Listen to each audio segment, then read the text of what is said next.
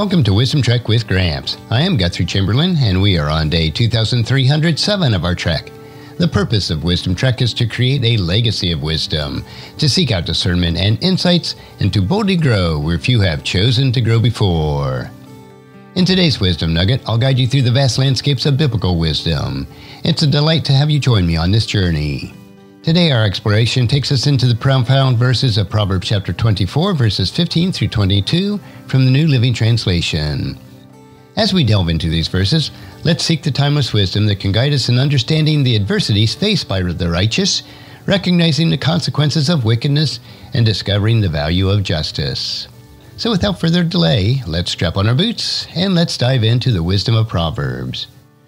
Verses 15 and 16. Don't lie in wait like an outlaw against a righteous man's house, and don't raid his dwelling place. Though the righteous person may fall 7 times, he gets up again, but the wicked will stumble into ruin. These verses portray the challenges that are faced by the righteous, urging them not to lie in wait against the homes of the just. The righteous rise again despite their falls, while the wicked face inevitable ruins.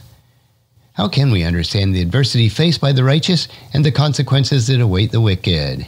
Well, we need to do this by facing adversity with resilience, recognizing that the challenges faced by the righteous and the importance of not plotting against them.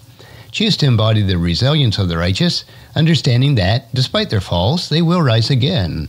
Cultivate a mindset that refuses to be defeated by adversity, trusting in the strength that comes from a righteous life. Now let's turn our attention to verse 17. Don't rejoice when your enemy falls. Don't be happy when they stumble. This verse offers a cautionary message against finding joy in the misfortune of others, even when they are considered enemies. How can we avoid the trap of rejoicing in the misfortune of our enemies? We need to do this by avoiding rejoicing in the misfortune of others and recognize the caution against finding joy in the stumbling of enemies. Choose not to deprive happiness from the misfortune of others, even those considered to be our enemies. Cultivate a heart that embodies empathy and compassion, understanding that true wisdom transcends personal conflicts and seeks the well-being of all. Now, verse 18 introduces a reflection on the consequences of awaiting the wicked. For the Lord sees clearly what a person does, examining every path he takes. This verse emphasizes the divine scrutiny over the actions and the paths of individuals, underlying the accountability before the Lord. How can we recognize the consequences of the wicked and the accountability for our actions before the Lord? We do this by acknowledging divine scrutiny and accountability and recognizing the divine scrutiny of our own actions, understanding that the Lord sees clearly every path that you take. Choose to acknowledge the accountability before the Lord for your choices and behaviors.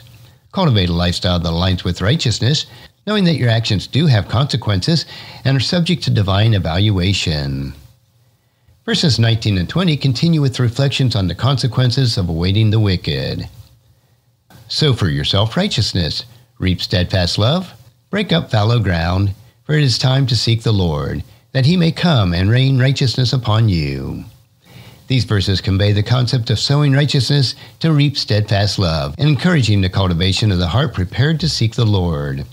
How can we understand the value of justice and righteousness in preparing our hearts to seek the Lord?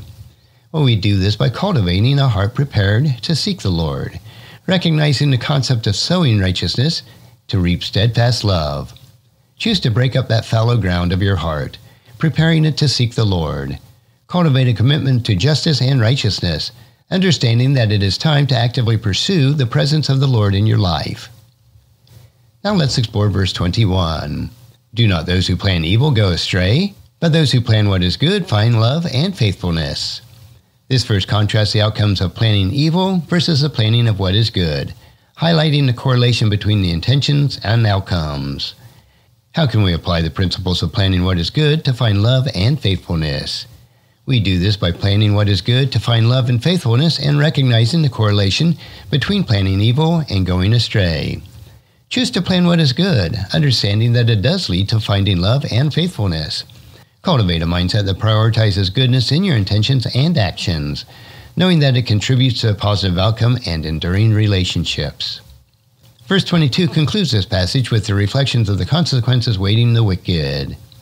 If you plot evil, you will be lost. If you plan good, You will be granted unfailing love and faithfulness. Now, this verse reiterates the consequences of plotting evil and emphasizes the reward of planning what is good.